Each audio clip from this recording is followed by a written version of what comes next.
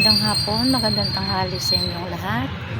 Nandito ako ngayon sa ah, Labuyo, Iparo, Caloocan City.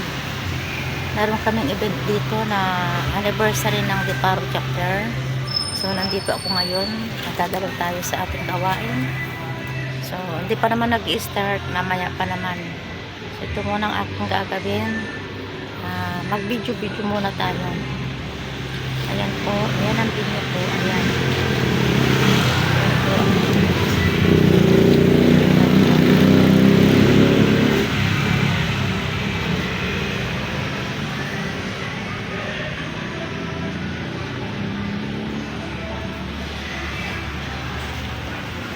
Marami ng bisita pero wala pag anong tao.